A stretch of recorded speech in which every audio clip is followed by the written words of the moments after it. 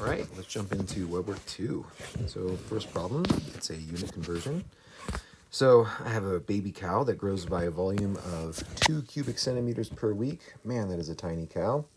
Let's see, we have 2 centimeters cubed per week. All right, and we want to express this in terms of inches cubed per hour. So we want this to be some amount of inches cubed per hour. And we know that 1 inch is equal to 2.54 centimeters. Okay, now if I told you that 1y was equal to 2x, and then I asked you what is y cubed equal to, hopefully you would think, well, gosh, I could cube this and put that there. So that's what we'd want to do, and you'd get 8x cubed, and that's true. And if it's not clear, I guess I'll keep rambling for a little bit, but the idea is, if I sort of y times y, well, each copy of y is the same as a copy of 2x, so that's the same as 2x times 2x. And if you do it a third time, well, then here's another y. That was weird. Whoop. God damn it. All right. Anyway, here's another y. Well, then there's another 2x. And so that's how we can get here. Okay, so variables and units behave the same way algebraically. So if I have another 1 inch, so I have a 1 inch by 1 inch square, then that's the same as having a 2.54 by 2.54 centimeter square. So each copy of 1 inch over here corresponds to a copy of 2.54 centimeters of length, right? It's the same length, and that happens in each dimension. And since there's 3 dimensions, and we're going to eventually cube it, what I'm trying to say is that 1 inch cubed, which is the same as 1 cubed inch cubed, is equal to 2.54 cubed centimeters cubed. So now we can pretty quickly swap out the centimeters cubed for inches. Let me get this. And all right, so in fact, we'll just go here. We'll also drop this down. Boop.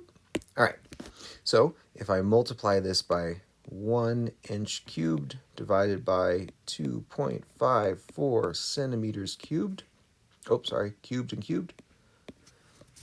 This right here is the most common mistake.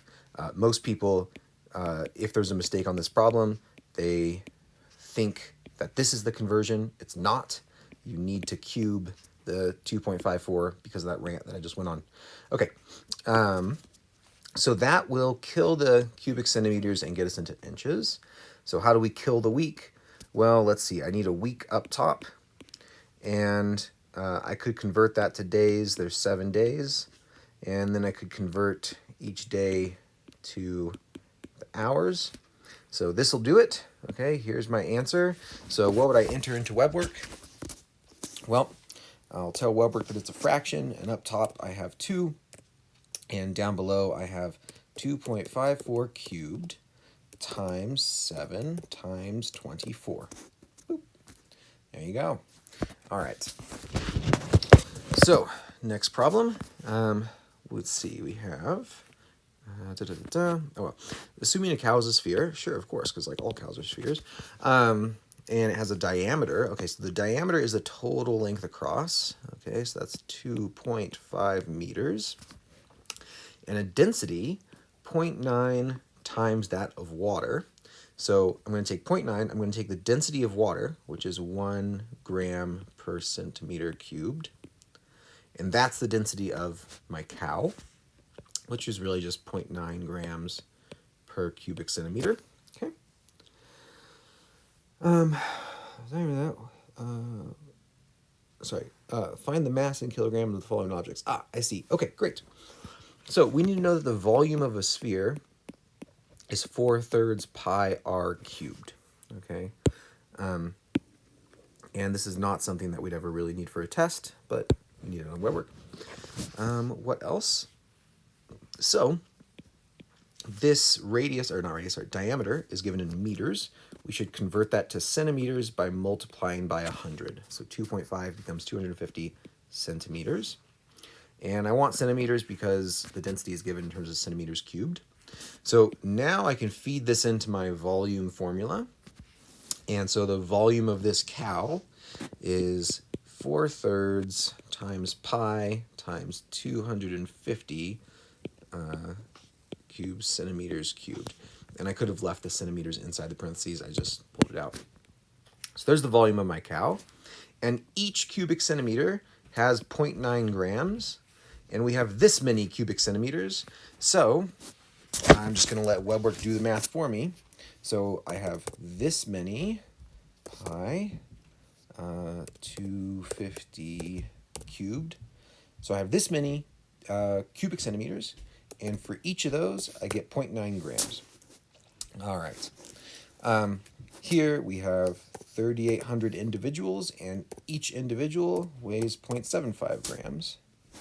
And a circular colony, okay, so a circle is pi r squared. So we're going to have pi something squared.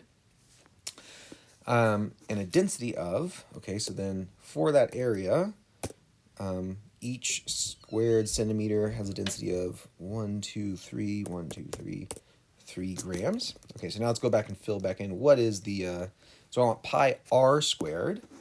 Okay, now this is giving me a diameter, right? It says the diameter is 3.6 meters. That's diameter. Diameter is the full length across the circle. We want a radius. We want pi r squared. So I should divide that by 2. I have 1.8, and that's still in meters, but this is 180 centimeters. And ultimately, I want centimeters because the units that they gave us were centimeters squared. All right, so there we go. Submit. And, oh boy, this is why I make these videos, right? So we can see how to troubleshoot WebWork. Because I was feeling pretty confident in all this. All right. A cow. Let's see. Find the masses. Oh, man. I didn't read carefully. So that very first sentence. Find the masses in kilograms. Right? And everything I just wrote down was in terms of grams. All right. Quick fix. No big deal. So everything I just did is the grams.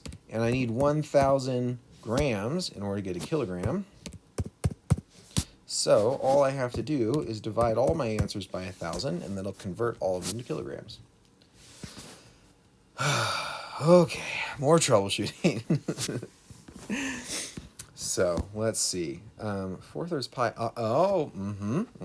Okay, so right here in problem 1, it's 4/3 pi r cubed, and I plugged in the diameter. Okay, let's see if that fixes that one up. So instead of 250, I need half of 250, which I know is 125, but I just want to emphasize that we can just let WebWork do stuff for us. Okay, so that fixed that. All right, so now we're going to hop down here. So a circular colony of mold with diameter. Oh my goodness, I didn't read that one carefully. They already gave it to me in centimeters. All right, sorry. I really hope that when I make mistakes, you all get something out of it. Okay, what? Oh, because it's 3.6. Sorry, not 360. They already gave this to me in terms of centimeters. Okay. Diameter. Gosh darn it. Okay. Diameter is twice the radius, so I divide it by 2. There we go. Okay, great. So I need to slow down and read more carefully. That's my takeaway for this problem. And this is a really common thing that I see in the Calc Center. Students will not read the problem carefully. I'm guilty of it too.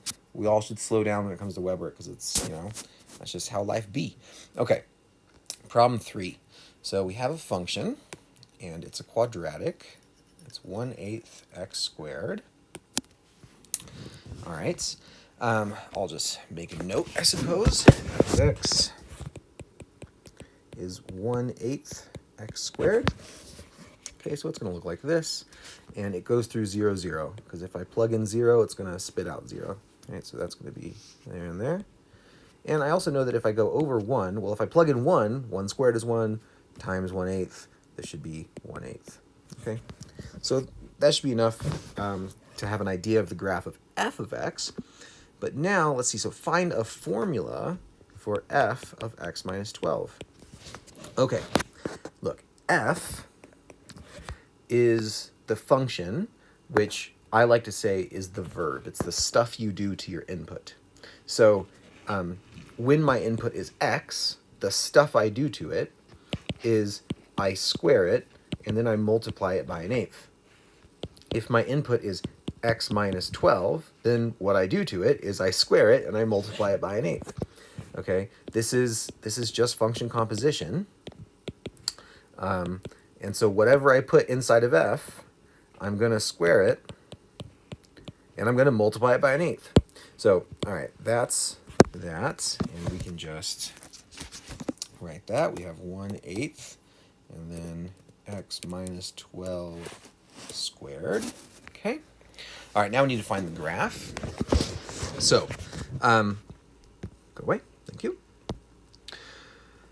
All right, so this is going to be a quote-unquote horizontal shift. And what I would do is just plug in a nice number. And so, for example, this is what the original graph looked like, right? Original. And it went through 0, 0, okay?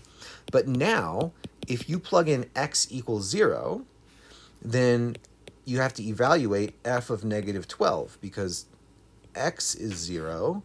0 minus 12 is negative 12.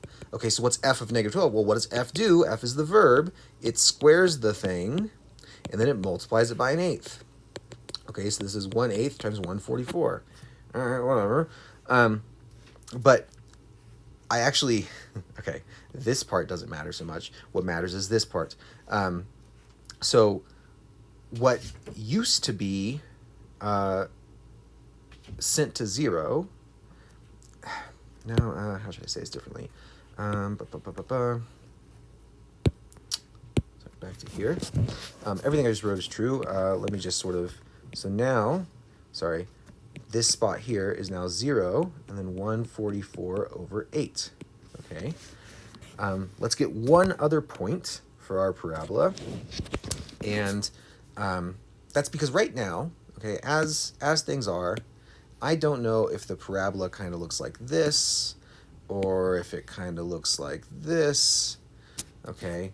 I mean, there's technically like a lot of other options, but something that I'm using when I write those two options out is, so this formula for f of x minus 12 is x minus 12 squared.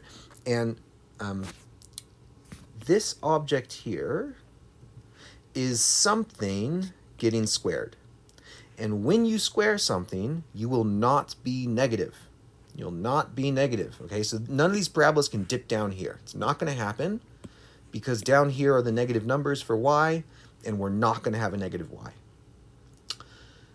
So the smallest we can get is 0, and so I'm going to ask myself, can I make this expression 0? And the answer is yes, if x is equal to 12. So when x is 12, when I plug that in, that's going to be f of 12 minus 12, better known as f of 0. And hey, f of 0 is 0. That's something we can see in the original. So in fact, this red parabola is correct. And so I could have said, well, look, when you have something like this, it's going to shift your graph to the right 12 units. And in general, f of x minus a shifts by a. So if a is positive 12, then it shifts you to the right 12 units. And notice, right, that's a minus sign. So this is a minus sign, so a is positive 12.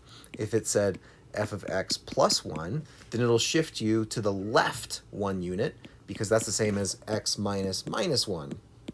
And so the shift is negative 1, so it's to the left 1.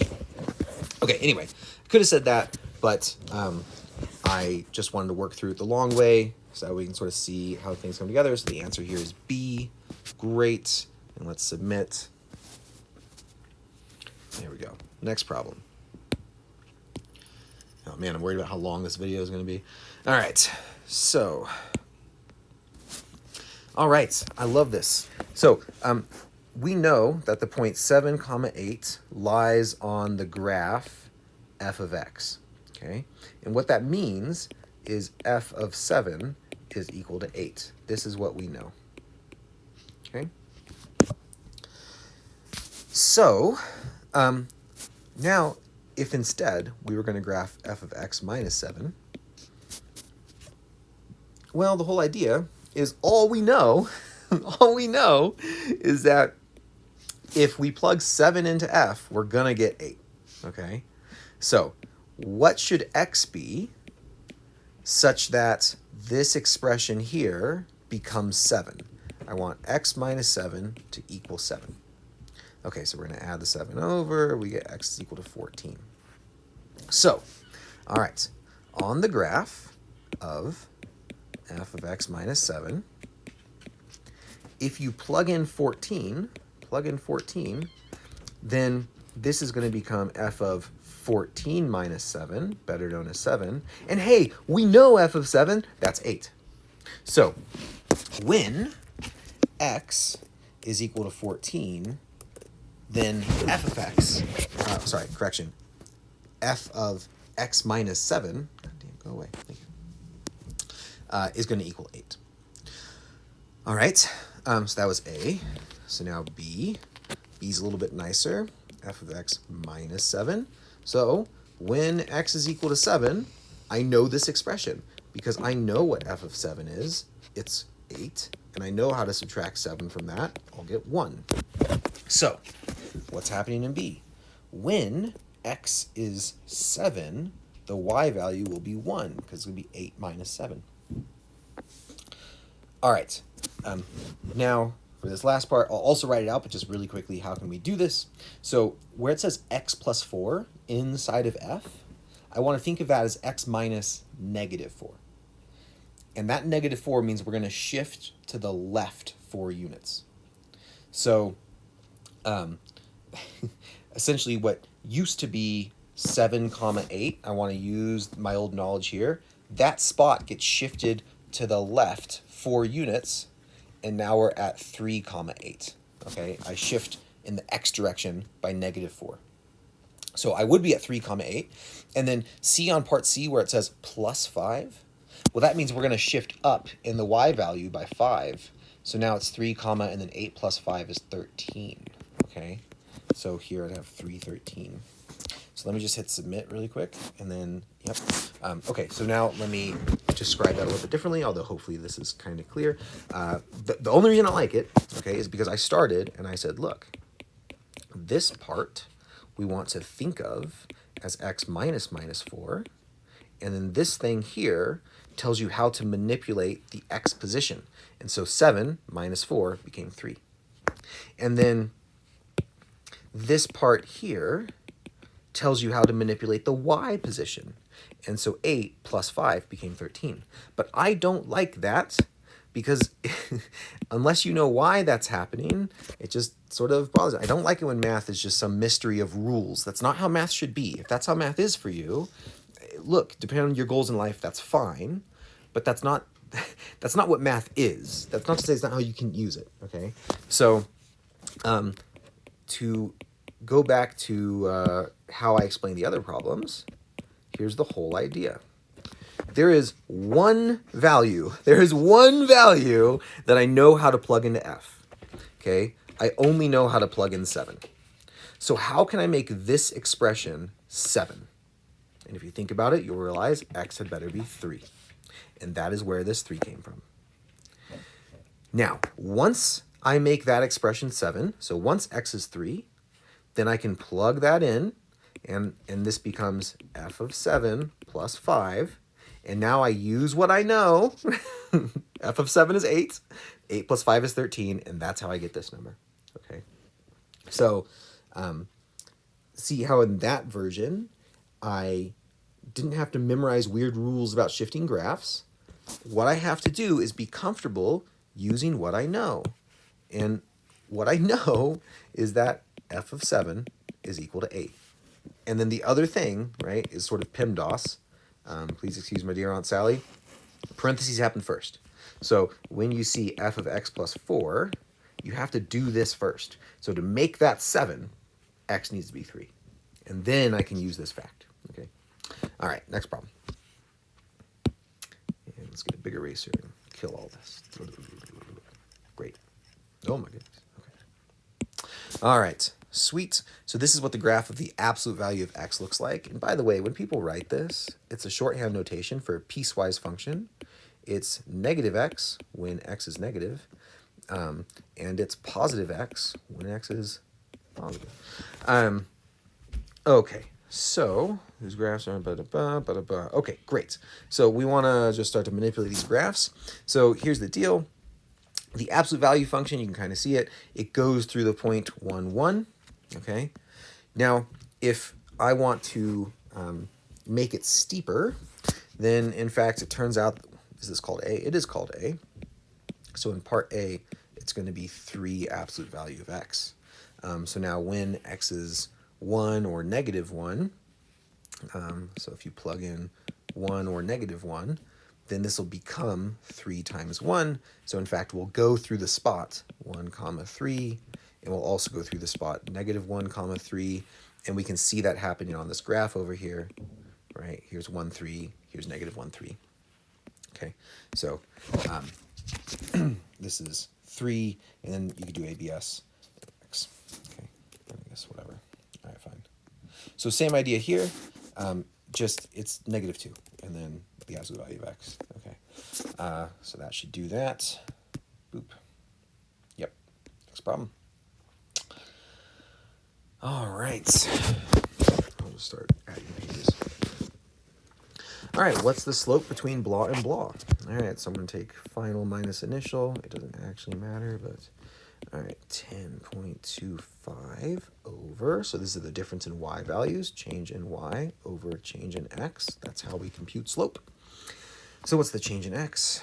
Well, I end up at 3.5, and I started at 2.5. Oh, that's kind of nice, because now my change in x is 1, so I don't have to worry about the fraction. It's an illusion. Okay, and up here is 2.5, so I guess that this right here is 2.5. Okay. Now, that was me doing all of that by hand, but you know what I'd rather do? I'd rather have WebWork do it for me, because gross, right? So I'm going to do 19 minus 12.75, the difference in y values, and 6 minus 3.5, the difference in x values, and I'm going to hit submit. And then now WebWork, not only is it correct, it'll tell me what it's equal to on the left column, right? It's 2.5. Okay, so here's the deal. I have some data, and going from my first spot, which is the 2.5 comma 10.25, I go over 1 and up 2.5, right? Because my slope is 2.5, so if my change in x is 1, then my change in y had better be, look, okay, let's look here for a moment. Okay, so the change in y divided by change in x is equal to 2.5. So, said differently, the amount that y will change is 2.5 times the amount that x will change. So if x changes by 1 step, y changes by 2.5 times 1 steps. Okay, whatever. So there's my next data point, and if I go over 1, I go up 2.5, and here's my next data point, and the fact that the slope is the same, so same slope, tells me I'm on a line. Okay. Now, look, in reality, you would never make that assumption with just 3 data points. Okay. In math class, you can. So do these line align? Yes, they do. And the giveaway is that the slope did not change. Okay. All right. So now all that this next problem is asking for is an equation for that line. So here's, look, all right, first off, I know that what the majority of students are comfortable with, what the majority of students want, is y equals mx plus b, and you could use this, and we already know our slope is 2.5, and so all you have to do is solve for b, and you can take any of your data points. I'm going to use my last data point because there's no decimals there. So that's 6 and 19. Okay, so 19 is equal to 2.5 times 6 plus b. And then you can solve for b, and then you'll have the equation of your line. Okay, that'll work. But I want to use point slope formula, point slope, because I don't have to do any algebra then. Okay, so here's the whole idea behind point slope. if you know slope formula, which I know you do, I know you freaking know slope formula because everyone seems to know slope formula in this class. And sorry, that's not to shame you if you don't. People just seem to remember slope formula a lot easier than point slope. But here's the thing. It's the same formula. So here's slope formula. Okay, here it is. Now I'm going to move this over here. Y2 minus y1 is equal to m x2 minus x1. Congratulations. Now I have point slope formula. It's the same goddamn formula. Okay. All right. So how do I want to use this? Here's the whole idea. If I want an equation for a line, then I just pretend that one of these values is not specified. So here's my line, swoop, and one of the values I know. So for example, 619. That's a point on my line. So let me actually plug that in now. Right, that works. Here's 6 and here's 19. Okay. The other value, I'm going to pretend I don't know. It's x comma y. And you could imagine this point sliding around. It can be anywhere you want as long as it's on your line. That's the important part. It's on your line. It's on there, buddy. In order to be on your line, in order for that to be true, it needs to have the correct slope. So in other words, if I compute y minus 19 divided by x minus 6, what had I better get? What's that magical slope that we found in part 1 and part 2? It's 2.5. This is just the slope formula. See? Just the slope formula. Except I left one copy of x and y unspecified. I'm imagining being able to just sort of slide it around along my line, right? But this still has to be true because I'm on the line. So, all right, now we just move this over here. So this m can go away. It's 2.5, 2.5, all right? And so notice now, like, this is it. In this version, we would need to solve for y, but on the test, I think you could just leave it like this. But solving for y isn't bad. Look, I have 2.5, x minus 6, close that up, and I have to just move over that 19, plus 19. Done. Boom, okay? Doesn't like an x. All right, because we're calling it a. Sorry about that. We're calling it a. See, so point slope, we're going to use it over and over again in this class. And it's the same as slope. It's the same as the slope formula. So, all right. What's the expected volume? So this is when I would say, hey, you gotta use web work to your advantage. Work smarter, not harder. All right. We knock off that A. We call it a 7. Boom. Done. All right. Right. Because what's the expected value on day 7? So when the quote unquote X value or A value is 7. All right.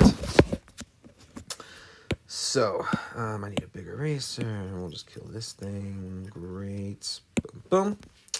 All right, find the formula for the linear equation graphed below. All right, so I guess we're going to have to figure out a slope. And all right. I'm going to do this whole thing just using web work and point slope formula. So, all right, let's remember point slope formula. Y minus a y value that we see, okay, is equal to the slope, okay, I'll call it m, times x minus an x value that corresponds to that point. Okay, so here's the idea.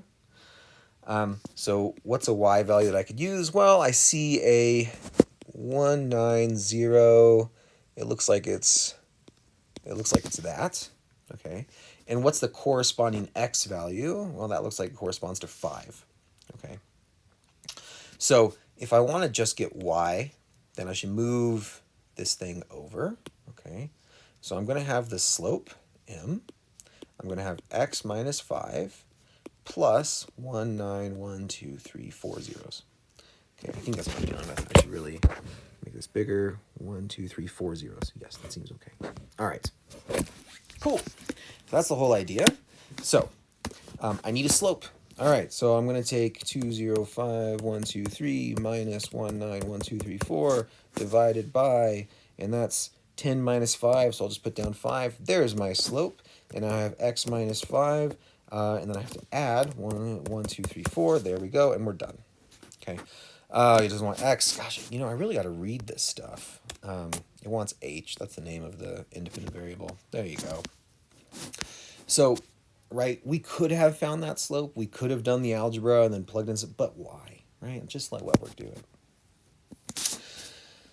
All right, so women's Olympic record for the 1500-meter race in 1972 was that time, and in 86 it was that time. Let t equal 0 correspond to that. Find an equation connecting these points. Hey, find an equation. What do you know? All right, so we need a slope. So the idea is, what was it?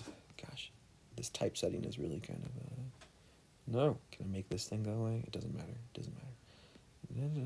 Let's do that.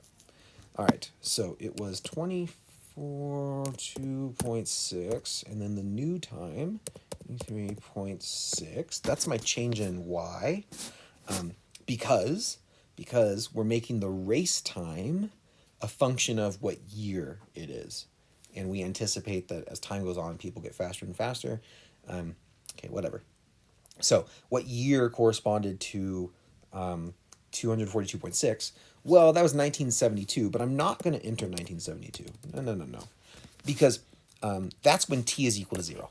Okay, t equals 0 corresponds to the year 1972 minus.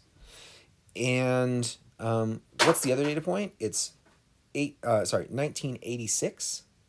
And how many years from 72 to 86? I guess that's 14, right? So there's my slope.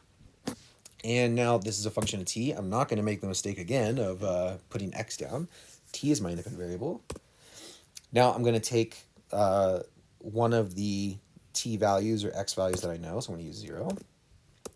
And then I have to move over the y value that corresponds to that, 0.6, and there we go, submit the answer, boom, okay. This is just point slope formula. If this is hard to follow, what I'm doing, I need this, great, okay. What I'm doing is y equals, well, okay, what you could do is y equals mx plus b, and you have to find m, and that's this weird fraction from before, 6 minus 233.6 divided by negative 14. Okay, that's my m. And then you could find b. Alternatively, you could do y minus and then pick a y value. So I used 242.6 is equal to m. So this same monstrosity, I just don't want to write it out. And then x minus an x value. It has to be the x value that corresponds to that y value. So in this case, that is when t is equal to 0. It's when we were in 1972. So this is point slope. And I just move over this thing. So now y is equal to m, x minus 0 plus 242.6. And you can see that's what I have boxed in green here. M, I left it in this form, and we're calling xt, that's fine, but whatever, there it is. All right, if the Olympic record continues, in what year would the women finish in exactly no time? So in other words, when is y equal to 0? The amount of time it takes equal to 0. So, all right, if we were to solve when y is equal to 0, this left-hand side is 0, so I'm going to move over the 242.6 and then divide by m. So I'm going to move over the 242.6, and then I'm going to divide by, let's see if this works. Yep, great. Going to divide by that. Boom.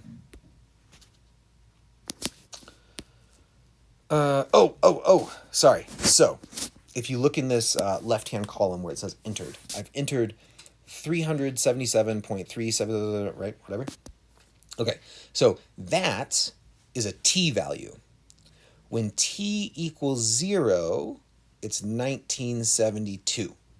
Okay, so if I add 1972, okay, then I'm in the year 2349.37, right? So I actually didn't expect that to work. I expected it to say that it was still bad. But then when I see the year 2349 point blah, blah, blah, okay, I would round up to 2350.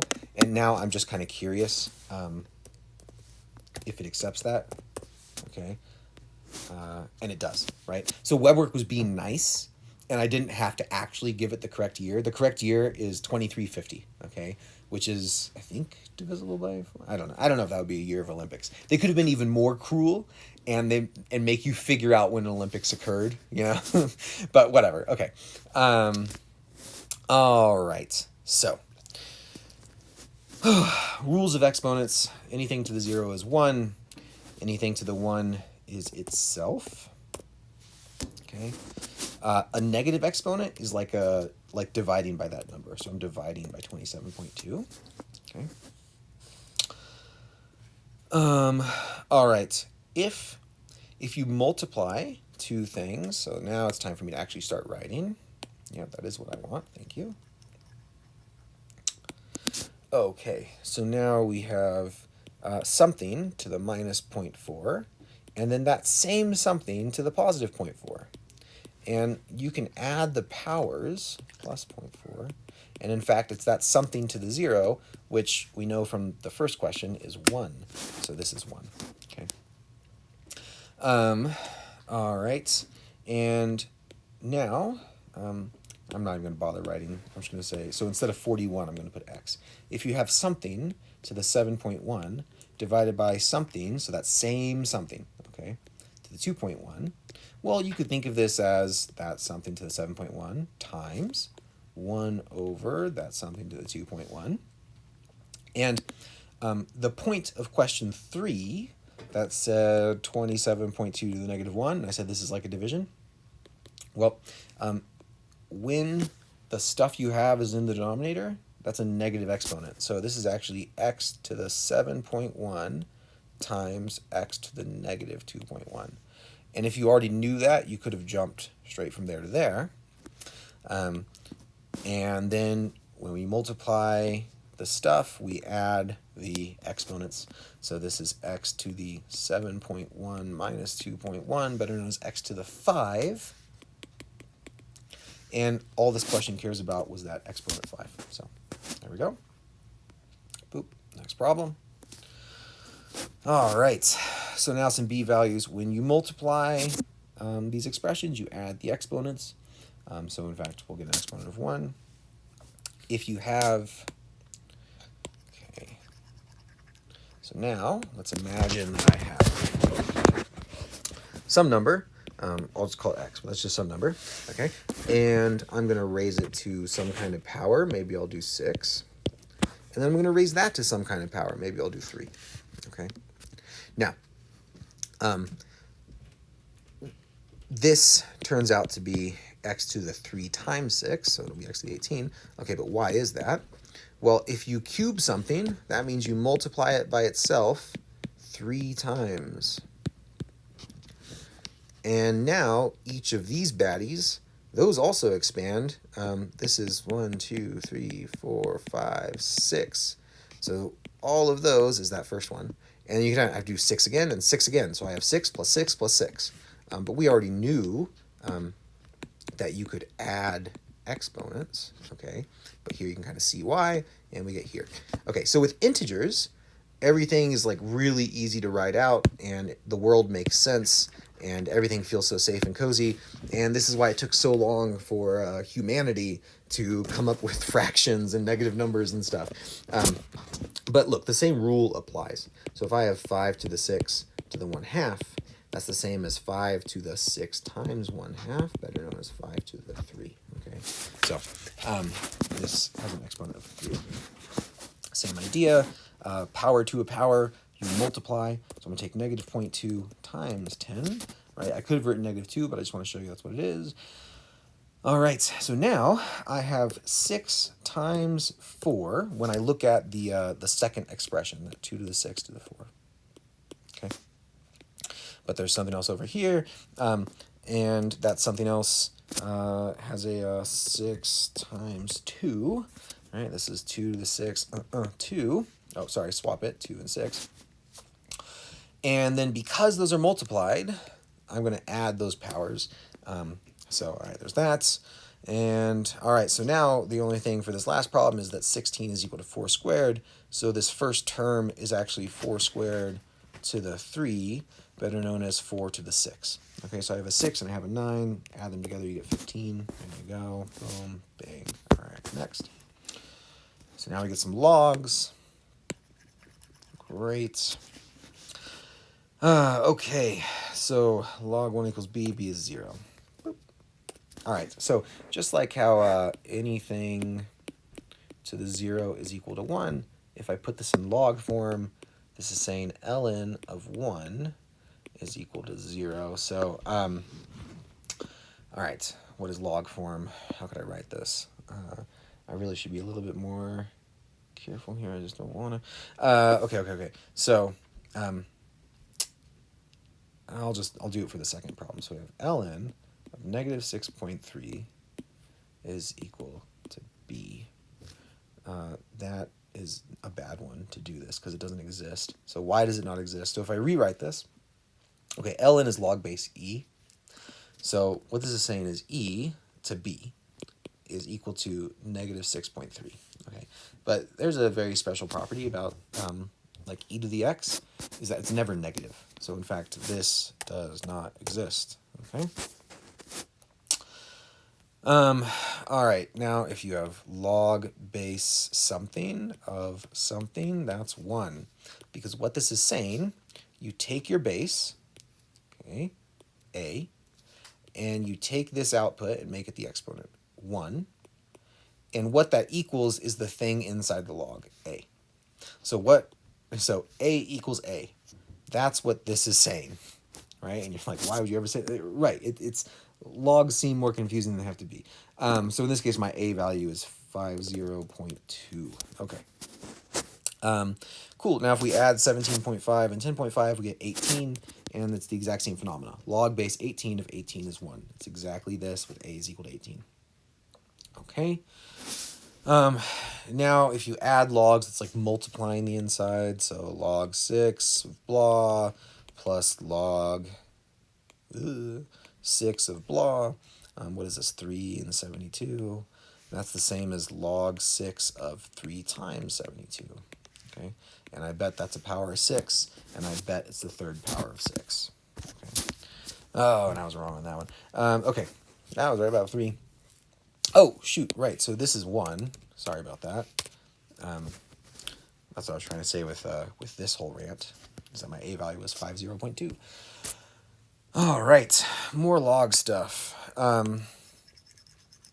There are a lot of resources online that explain why, for example, this first thing is true.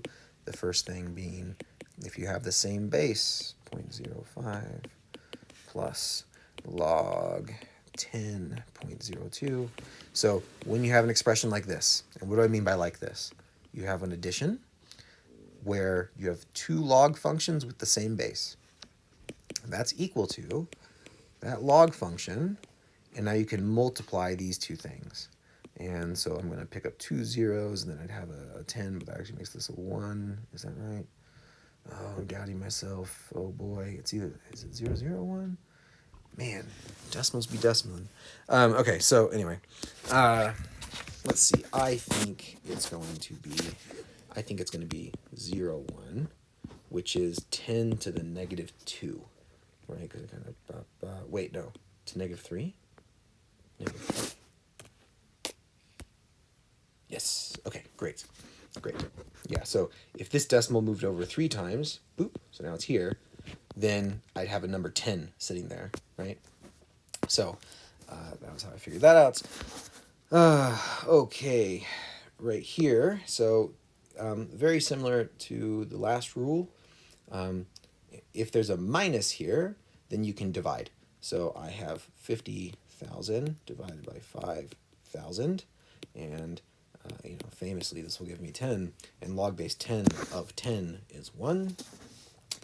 I know I'm not explaining very much here. It's just because there's just so much you could say about logs, and the video is already getting long, and so, refer to other sources for log rules to make sense.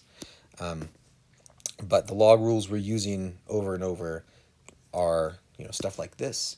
Or if there's a subtraction, you could divide. So for example, in this third problem, I see that there's a subtraction. So I'm going to divide this 5 times 98.5, blah, blah, blah. Okay, I don't care. it gets divided by 5. And so those 5s cancel. And then what you need to notice is that we have log of 98.5. I'm just going to write 9. Okay. And then here we have 98.5 squared. And so what log does is it plucks off the exponent, essentially. Okay. It doesn't always seem like that because things aren't always written with the correct base, right? Like if this was log base 9 of 7, you're like, well, there's no exponent to plug off. Well, that's because you'd have to write the number 7 as 9 to something, okay? And once you do that, once this was 9 to the something, then that something gets plucked off, right? Log 7, log base 9 of 7 equals something, I'm going to call it x, is telling you what power 9 has to be to equal 7, okay? So, anyway, here we have power 2, here we have power 9, and here we have power 35. Okay, so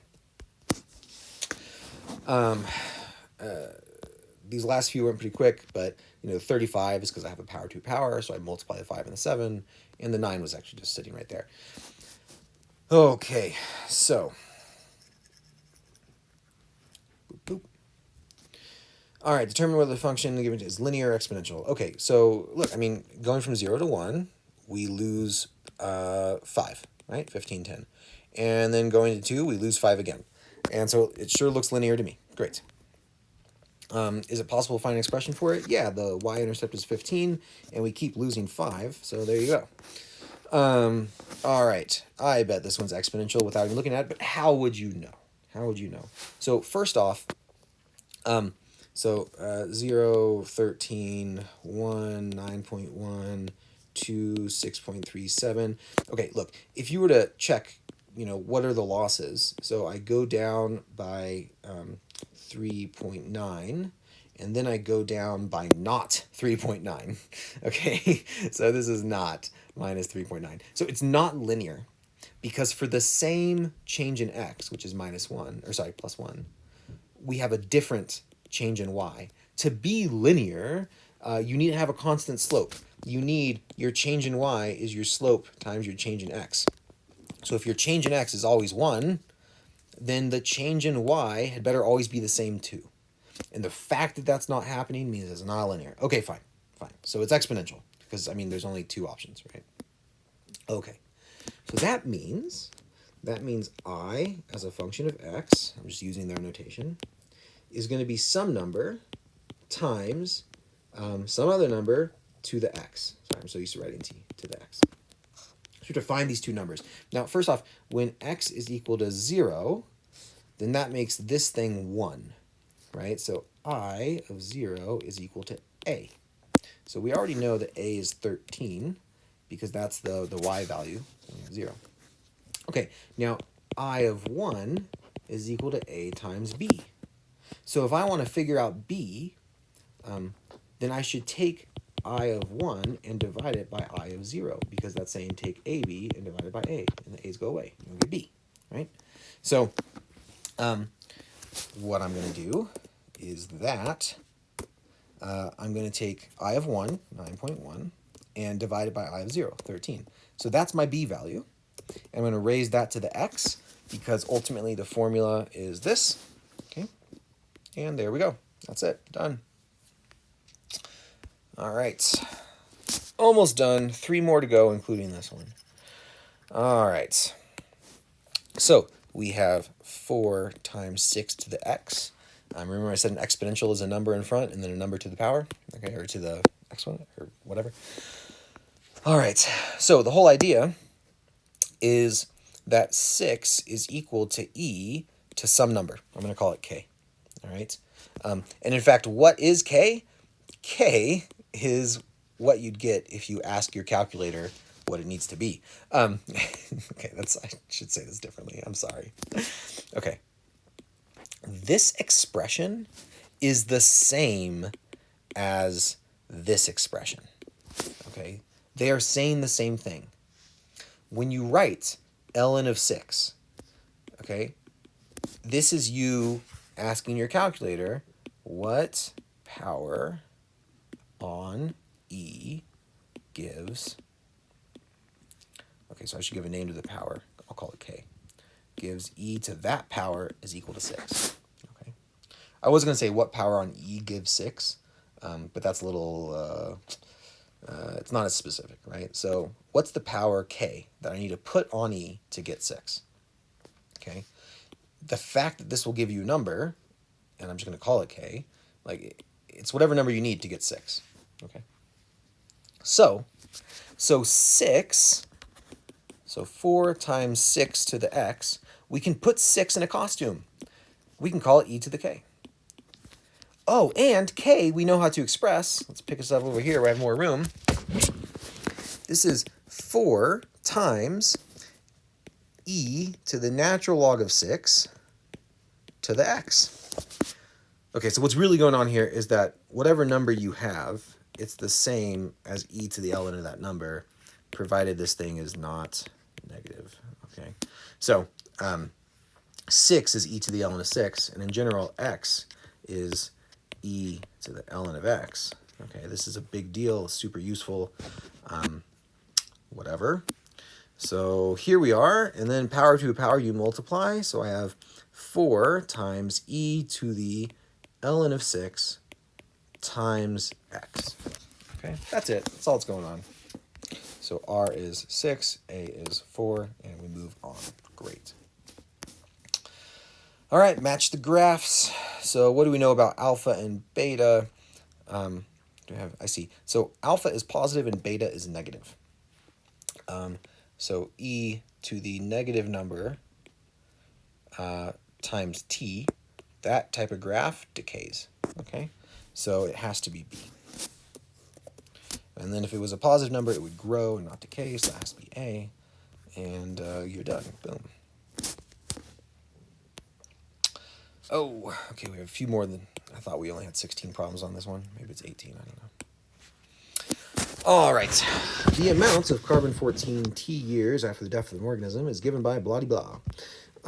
When will 0.2 of the original amount? Okay, so the original amount has the name Q sub 0.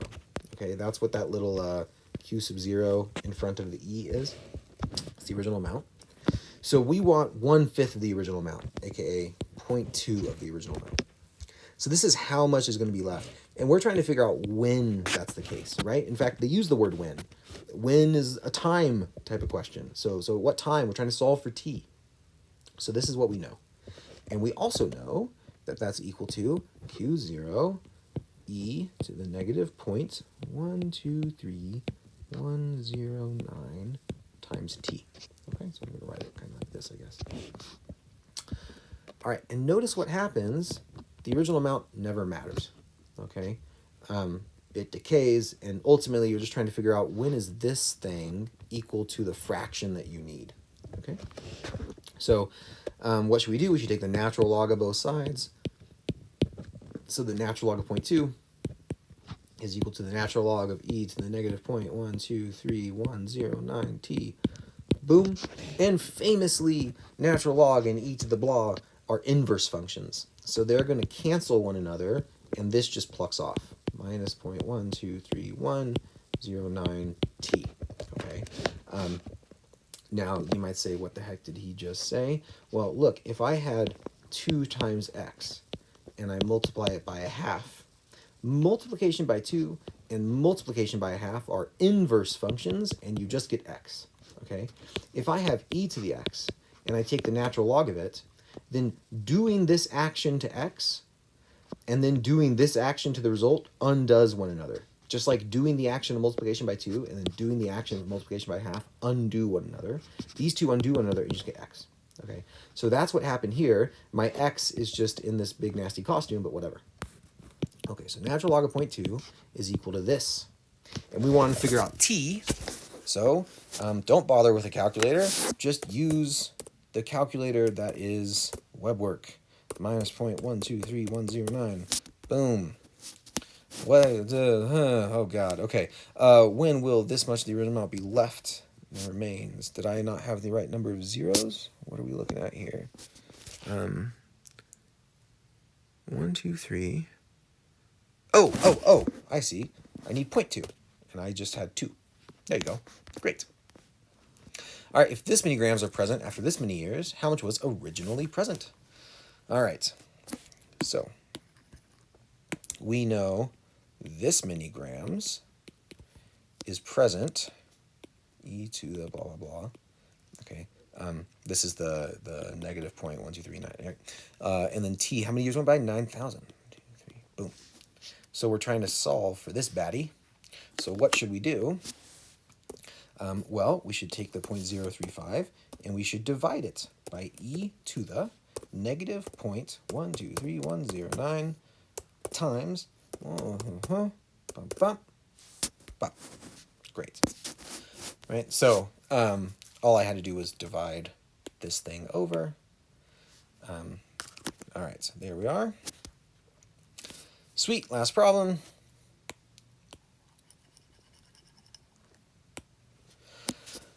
All right, S of t, is it increasing or decreasing? All right, so we have e to the 0.75t. The fact that the exponent, as t marches on towards infinity, this exponent, I'm going to say, is positive.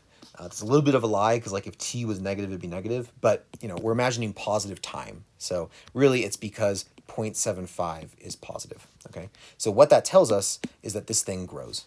Okay, so this graph is increasing. Increasing. Oh, I see. We need to be in text. Okay. I'll deal with that later. Whatever, you should write increasing. See the note here where it says to enter text, use TT, so that's this thing. There we go, text mode. Okay, great. Increasing. Boom. All right, now we should find the half-life. So look, the amount of stuff, at time t is 5 times e to the 0.75t. Sorry, I said half-life. This is not going to have a half-life. It's going to have a doubling time. And notice how the question actually says doubling time or half-life. So some of us are going to have a negative exponent. And some of us, like myself, are going to have a positive exponent. If your exponent's negative, the graph decays. If your exponent's positive, the graph grows. Okay, this decay place, well, you're going to say half-life. This growth place, we're going to say doubling time. Okay. All right. They will be negatives of one another. So, all right. So here's the deal. You could not erase. Okay. You could look at this and say, well, when it doubles, that 5 becomes a 10. And you could set this up. Okay. That's what it means to double. Similarly, if you had a negative exponent, so let's do this, okay, maybe it's still a 5, you could say, well, this is equal to half when I have 2.5, and just solve for t, okay? But really, like, this is the thing that's changing, and so this is the thing that, in order for my amount to double, it has to equal 2, right? Because 5 times 2 will double 5. And if it was a decay thing, then it'd have to equal a half, because 5 times a half is half of 5. So really, I take the stuff that has the exponential. I ignore this initial thing, and that stuff will double for a doubling time, and it'll half for a half-life. So I have to solve this. All right, so how do I solve that? Well, I take the natural log of both sides. And so on the left-hand side, I have natural log of 2. On the right-hand side, it cancels the e, and I'll have 0.75t is the natural log of 2. Okay, so I divide by 0.75. Okay, and there it is. For what value of t does s equal blah-de-blah? So if s equals blah-de-blah, then at natural log of blah-de-blah, this thing is the blah-de-blah. It's the 1, 2, 1 stuff, okay? So if I take the natural log of 2, 1, 2 stuff, okay, then over here, I have natural log of 5 plus, and here I'm using rules of natural logarithm, or I guess, you know what I could do instead? I could have just preemptively divided that 5 over. Great. Okay, so okay, this is looking messy. Let me slow down and be a better teacher versus just a student scribbling their scratch work. All right, I have 121.605 is equal to 5e to the kt. My k happens to be 0.75. Let's divide that 5 over. Okay, so now it's gone. Now, if I take the natural log of both sides, I don't want to write that again, but it's that fraction. The reason I use natural log is because it's the inverse function for the exponential, so they undo each other, and I just have kt. And remember, my k was 0.75, your k may be different. So now if I divide both sides by k, then it's gone, and I have t. So I should divide by my k, and now I'm done. Great. Cool, see you next time.